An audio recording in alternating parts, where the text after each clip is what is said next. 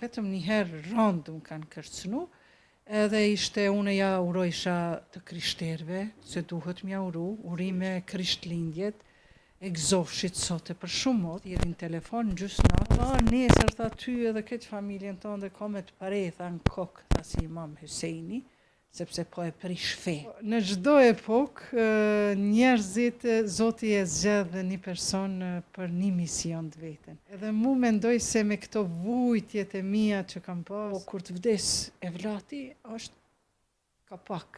kapak i gjitha dhimbjeve. Atëherë kam thënë çu Iqbal se keni mision. Shpërblimi i Allahut është xheneti, është xheneti.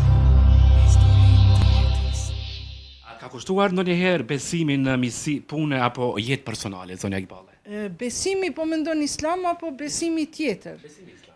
Edhe islam edhe po më ka kushtuar sepse s'm kanë kuptuar edhe gjithmonë kanë bërë diçush një mur mes meje, edhe shpeshherë kam qenë refuzume nga shoqet.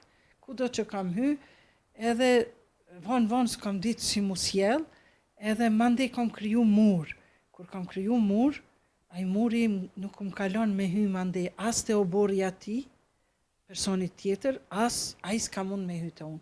Po kur kam nis me kriju kufi, vija tjetës, kufit e jetës time, këto e normat e mia, unë kërkujve nuk ja predikoj që unë i martoni burat e juj, ama nëse unë e predikoj diçka që Zoti e ka thënë, e që unë veti ju e praktikoj, duke mos e thy ligjet e vendit ku jetoj, atëherë për mua është kjo shumë gjë normale, po më ka lëndu, ndërkaq besimi tek të tjerët shumë herë më ka lëndu, sepse unë kam pas besim të tjerët, por ata të mirat e mia i kanë keq përdorur.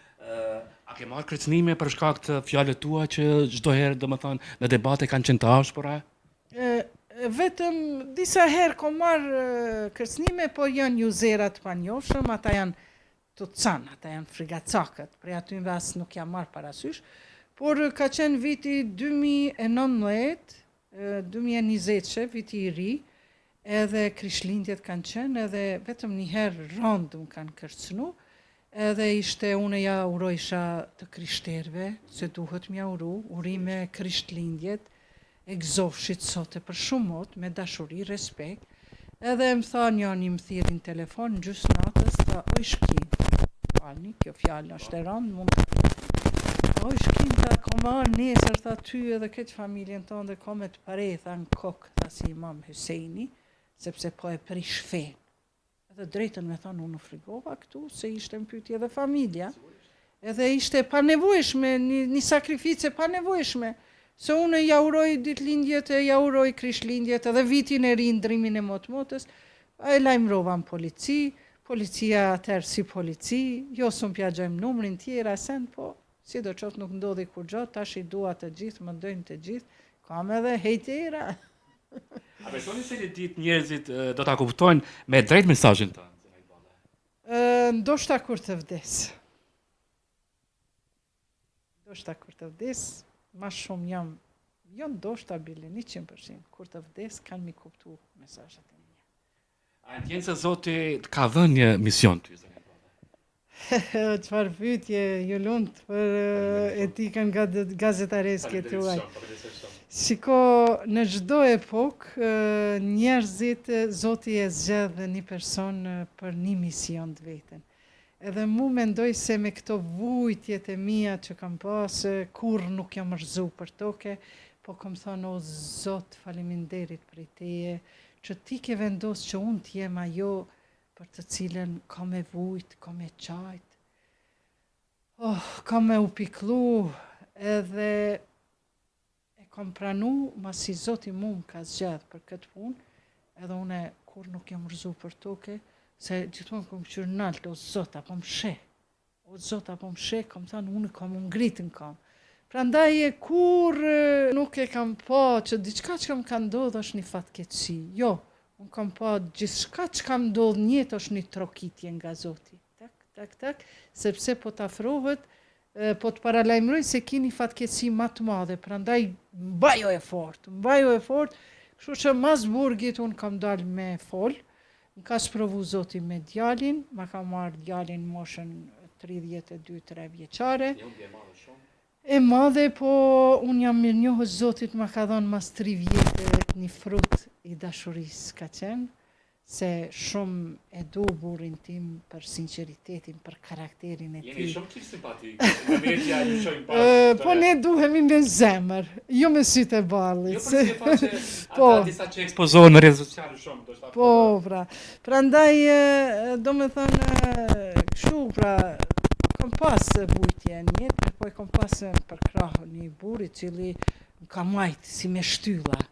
Pastaj edhe fëmijët, kështu që kur dola prej burgut, kam bën një revolucion, një zgjim në veten time, dhe mund këtë dhomë, djali ma pa të regullu një tavolin, ja do drita, ja do telefona mobil, kështu, e tha, mam, provoje nisja, po thot se ti ki prirje për këtë punë. Fillova në YouTube me qitë video, tash i kam 22.000 followers, faleminderit që më ndjekën, po subscribe.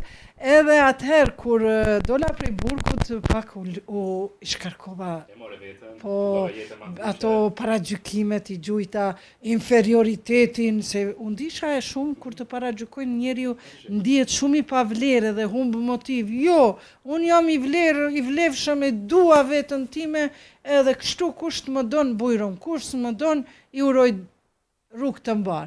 Edhe mandej kur për zdyti zotim të rokiti, nder, kur ma mur djalin, kjo është një vujtje shumë e papërshkrueshme. Bile i kom thonë, krejt njerëzve, mos vuni, mos u pikloni shumë, për shembull kur t'ju vdes nana, baba, dikush tjetër, motra, vllau, po kur të vdes e vlati, është kapak i gjitha dhimbjeve. Dhe kur më ka vdek djali, kur më ka ndru një djali im, atër kam thonë, qu i këbal se kini mision. Se që më pyetët në fillim, thash, qu i këbal edhe kime dal me të regu të vërtetën, se jam frigu. Jam frigu se me njëherë nëse jeton me një shoqëri që janë majority, shumica, edhe ti je ma ndryshe. Edhe ti si Sajmir je ma ndryshe, edhe unë jam ma ndryshe. Edhe me njëherë ti mundesh më kanë me qenë devijim social në atë shoqëri. Vetiu unë më kanë etiketu si devijim social, më kanë thonë qafire, më kanë thonë pabesimtare, çka s'm kanë thonë? Disa që ndoshta kjo në fe po i fut disa gjëra që nuk janë në Kur'an, disa gjëra që vetet ju ajo i ka bë. Jo, më kanë thonë dervish, jo shehler, jo shia, jo atak, jo ta, po unë e kam thonë jo, unë jam vetëm muslimane. Edhe unë kam kry shkollën për sundizëm, edhe unë dietarët sunni edhe dietarët shia janë dy drejtime, këta të dytë i studioj. Besoni edhe sot të dytë i studioj për me ardhur te rruga e drejtë. Ama mu mjafton vetëm të jem muslimane dhe ta pasoj familjen e profetit që janë source, burimi i fesë. E mandej ti çka zgjedha, sunnia, shia, tarikat, krejt ato janë pluse për me ardhur e vërtet. A mendoni që për të folur hapur për fe në publik është guxim apo provokim? Nuk është provokim, po është paragjykim. Nëse flasim për fen hapur, normal kime pas etiketime, por duhet me ditë një gjë, nëse je e sigurt edhe me arsye të fortë edhe me argument fol për fen, duhet me pas qartë një send se nëse fjala jote arrin me i rëzu, me një të vërtet, me i rëzu me qindra, me miliona gënjeshtra, atëherë ke arrit qëllimin e jetës, sepse kur një shoqëri e ka plon gënjeshtra, ata dalin në shesh me ekstremizma, sepse e njohin fen sipërfaqësisht edhe dalin bëhen ekstrem, radikal, ose e veshin atë gjybën e gënjeshtrës, ose fen tënde që nuk të mundesh me argumentu ti si predikuse, si misionare, ata ta predikojnë pastaj ignorantët. Ka qenë deklarata jote që ka shkundur shumë vendin tonë Kosovë? Kohëve të fundi deklarata ime është se unë kam kërku që të bëhen strehimore për burra. Për burra. Po nëse ka probleme në familje, USAID e shumë organizata kanë dhënë shumë pare për me bë strehimore për gra, edhe në momentin kur ka probleme në familje, gruaja i merr fëmijët, del prej shtëpisë, shkon strehimore, nona baba se pranon, kështu që unë mendoj duhet me pas strehimore për burra, që kur burri është problematik, le të del prej shtëpisë, le të shkon strehimore, le të rehabilitohet, fëmijët s'kan nevojë me ditë ku e kanë babën, mas rehabilitimit 1 muj, 2 muj, 3 muj, prap baba e ka shtëpinë në vendin e vet. Ajo me dal gruaja edhe me prit animacionin, ato këto, me prit trashëgëmin, me u maltretu me fëmijë. Ti përgjigjesh gjithë atyre që të quajnë ekstremiste sot. Si kush e përgjigju mes historisë jetës? Përpara kur më kanë thënë ekstremiste, ku më thonë çka po dukem unë ekstremiste, unë thash jam moderne, thash unë s'jam marr nga Arabia. Sot nuk më thënë ekstremiste, a terroriste më kanë thënë kur kom dalë prej burgët. Terroriste më kanë thënë, po ajo ka vërtetu gjykata që s'mirem unë me ato punë. Wow. Se mendojnë se njerëzit të duan ose të urrejnë kaq fort? Urrejtësit ekzistojnë gjithmonë të çdo kush, sepse ata shohin që ti je më ndryshe se ata, dhe ata e kanë problemin pse ty të urrejnë. Sepse ti je më ndryshe, ata s'munden më bë si ti. Ata fillojnë me të urrejt, pas urrejtjes vjen ajo fyerja, sharjet, etiketimet, bulizimet e tjera, e mandej fillojnë me të admiru. Sepse e shohin që, valla, Iqbalja nuk o ka nivel temin. Kështu që e të urrejnë sa dojnë, edhe të shajnë sa dojnë, se thot burrija me ka një shaka, thot nona e shame nuk metet shtatzon. Kështu që e të urrejnë sa dojnë, po edhe tash më dojnë edhe i dua gjithë njerëzit pa më marrë parasysh. A janë musliman, a janë krishter, a janë të bukur, të shëmtuar, mashkull, femër, e tjera, për mu janë krijesat Zot. Zonë Iqballi, të është një histori që s'kemi dëgjuar asnjëherë për zonën Iqballi, që është një histori e vërtet që ta ka ndryshuar jetën, si për të mirë, si për të keq, një histori ndoshta krejt më ndryshe nga jeta e kaluar, që sot do ta ndash për herë të parë ekskluzive këtu në faqen më të madhe e historisë të jetës. Unë kam shumë histori, po i la për tjetër vend, por është një histori e idhur për një vajzë 15 vjeçare, se ti shkon një grua 50 vjeçare, jo, nuk ishte me qenë e idhur. Unë jam mbuluar me shami, jam vajza e parë në shtetin komunist atër në Jugoslavi, me shami mbules, që të mbulesën si po ishini edhe sot, në moshën 14 vjeçare dhe kam qenë Vukovac. Vukovac i kanë thonë është me të gjitha peshe. Dhe kam pas drejt çdo kund me u regjistru, mirë po s'kam mund për shkak se kam qenë me shami. Shkova në gjimnaz, ishte drejtora, profesor, se kuptoj, tha, vajza e me qa kja orë këtu, tha, ku marë mu regjistru arkitekturën teknikë, jo, shko në Arabi, tha, s'ki vend këtu, me ta pa shkollim, mu detyrova me shku në Sarajevo. E kjo atër më ka dhënë trishtim, se une ku po jetoj, në çfarë shteti po jetoj.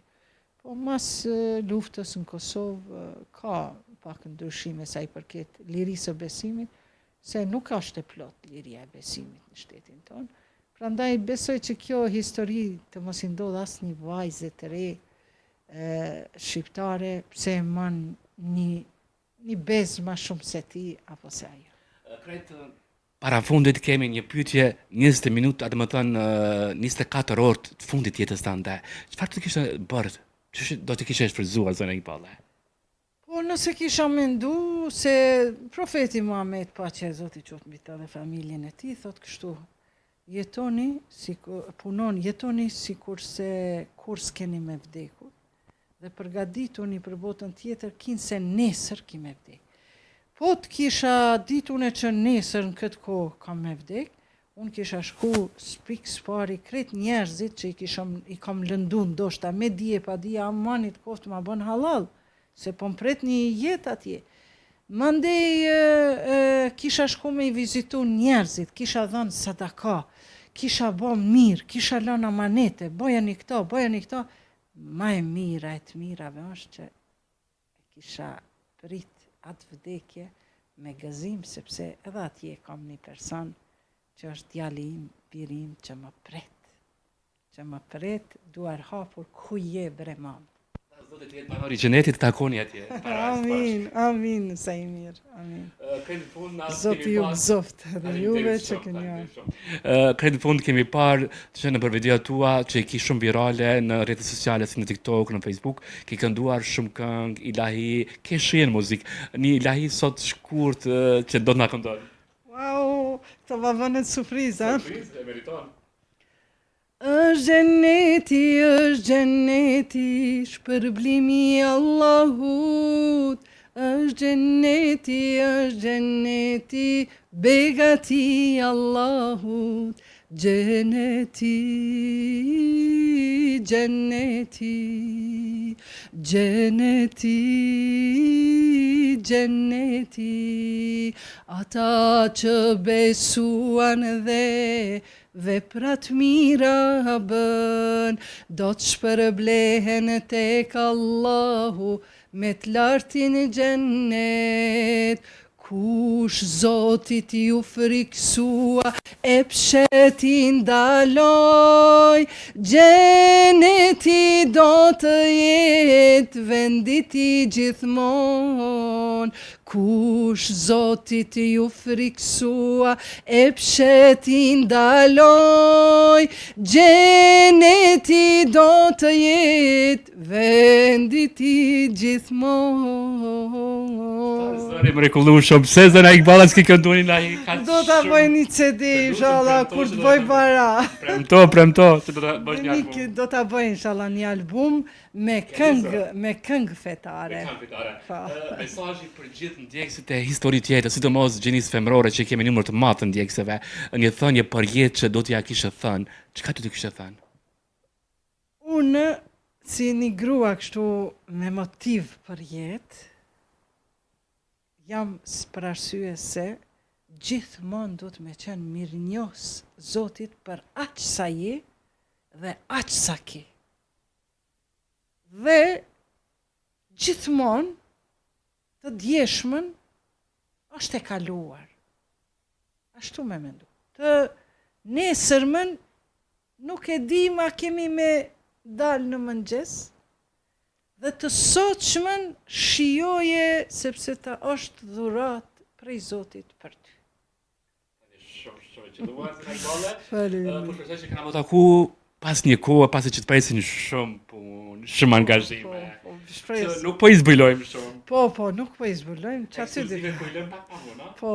Kena më taku sërish Po, me ty. sërish. Veç shpresojmë për bashkëpunim të më të tjeshëm, sepse pres një dëm shpërblim të madh nga shteti I Kosovës, nga gjykata, kështu që mendoj krejt të gjitha kam I dhënë për art, kulturë, arsim, edukim. Të gjitha të fond. Faleminderit shumë për kohën, për mikpritjen shumë bujare që ke tregu për ndjekësit tanë të historitë jetës. Unë të uroj më të mirat, suksese. Faleminderit shumë për kohën që e ke ndajtur me neve në një faqe shumë të madhe siç është historitë jetës. Faleminderit shumë për kohën. Ditë mbar, shumë suksese ty. Faleminderit edhe juve, mirë se na keni ardhur, ndroni edhe herëve tjera. Faleminderit shumë, merci.